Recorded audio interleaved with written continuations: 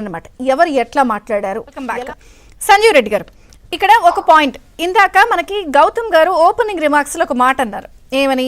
General గా elections లో ప్రచారానికి వెళ్ళినప్పుడు ప్రతిపక్షం దూకుడుగానే ఉంటుందండి, అధికార పక్షం కొంచెం ప్లీజింగ్ గానే ఉంటుంది. ఆ పాయింట్కే కాసేపు మనం కన్ఫైన్ అవుతాం.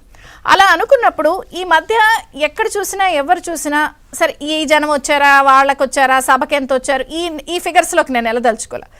చాలా మంది ఏం మాట్లాడుతున్నారు, వైసీపీ ఇటు టీడీపీ బీజేపీ జనసేన అలయన్స్ గురించి మాట్లాడినప్పుడు వైసీపీ ఓటింగ్ ఎవరు? SC ST BC minority female voting poor very poor rural voting అంతా వీళ్ళకి. ఈ టీడీపీ జనసేన బీజేపీ అలయన్స్కి OC voting employees unemployed youth male voting rich and middle class urban voting అని polarise చేసి చెప్తున్నారు. అసలు ఎక్కడన్నా వైసీపీకి ఎస్టీ ఎస్సీ బీసీ ఫీమేల్ గంప కొత్తగా వేసేస్తారు? అసలు అది సాధ్యమేనా? చంద్రిక గారు ఎంతో మధ్యవాడు వివేకవంతుడు చదువుకున్నాడు అనుకున్న దీపక్ రెడ్డి నుంచి ఇలాంటి కామెంట్స్ నేను ఎక్స్పెక్ట్ చేయలే. ఇప్పుడు చనిపోయి వెంటిలేటర్ మీద ఉన్న కాంగ్రెస్ జోలికి 19లో చంద్రబాబు నాయుడు ఎందుకు వెళ్ళి రాహుల్ గాంధీ భుజం మీద చేపెట్టి అలయన్స్ కోరాడు? ఎందుకు తెలంగాణలో అలయన్స్ పెట్టుకున్నాడు? ఎవరు రమ్మన్నారు? ఢిల్లీ వెళ్ళి భుజం మీద ఎవరు చేయమన్నారు చంద్రబాబుని?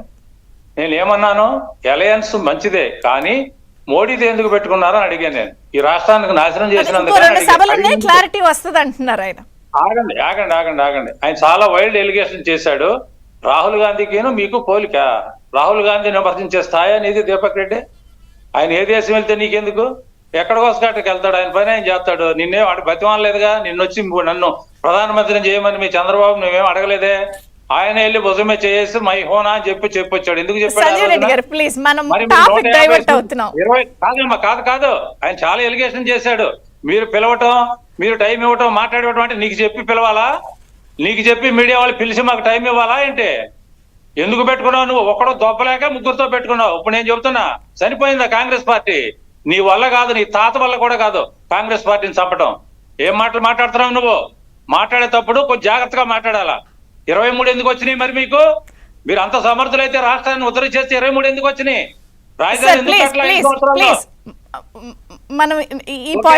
మాట్లాడేటప్పుడు ఎవరితో మాట్లాడుతున్నారు? ఏం ఆగమని చెప్పారు కానీ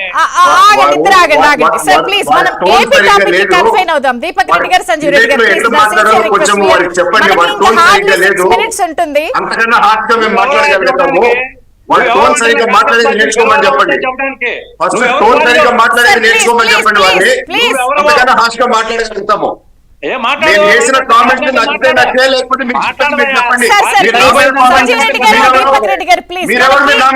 మన టాపిక్ తొలి రోజు ప్రచార పర్వం ఎలా ఉంది, ప్రజల నాడు ఎలా ఉంది. ప్లీజ్ దీపక్ రెడ్డి గారు సార్, ప్లీజ్ సంజయ్ రెడ్డి గారు ప్లీజ్ అది వదిలేసేయండి సార్. ప్రజలన్నీ చూస్తున్నారు, వాళ్ళ చాలా విఘ్నులు అందరికి అన్ని తెలుసు.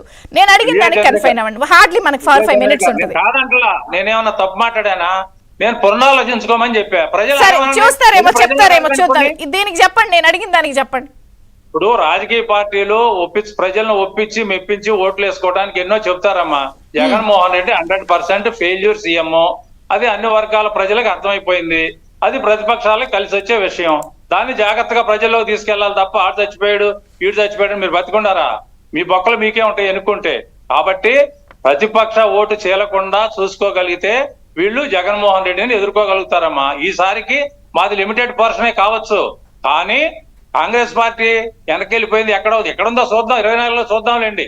ఓట్లు అయిన తర్వాత కాంగ్రెస్ పార్టీ ఎక్కడ ఉంటుందో, బీజేపీ ఎక్కడ ఉంటుందో మేము చూస్తాము. అప్పుడు మాట్లాడదాం. రాజకీయ పార్టీలు గురించి చెప్పండి. ఓటు పోలరైజేషన్ ఏముందమ్మా? ఎటువంటి డిసైడ్ అయిపోయారు. అన్ని వర్గాలని హింసించాడు. అసలు వాళ్ళు వీళ్ళని చెప్పవసరం లేదమ్మా. అన్ని వర్గాల ప్రజల్ని, విద్యార్థుల నుంచి ముసలాళ్ళ వరకు ఎవరిని వదిలిపెట్టకుండా హింసించాడు జగన్మోహన్ రెడ్డి. అది ఓపెన్ సీక్రెట్. అది వాళ్ళకి ఉపయోగపడుద్ది. ఇవాళ వీళ్ళు గెలుస్తున్నారంటే జగన్మోహన్ రెడ్డి గొప్పతనమే కానీ వీళ్ళ గొప్పతనం ఏం కాదు. ఆ రోజున తెలంగాణలో కేసీఆర్ ని ఓడించాలని కసిగా పనిచేశారు. ఈ రోజున జగన్మోహన్ రెడ్డిని ఓడించడానికి ప్రజలు కసిగా ఉన్నారు. కాబట్టి ఆ అవకాశం వీళ్ళు ఉపయోగించుకుంటే వీళ్ళు వస్తారు, లేకపోతే బొక్కబారులుగా పడతారు. సరే సరే సరే గౌతమ్ గారు.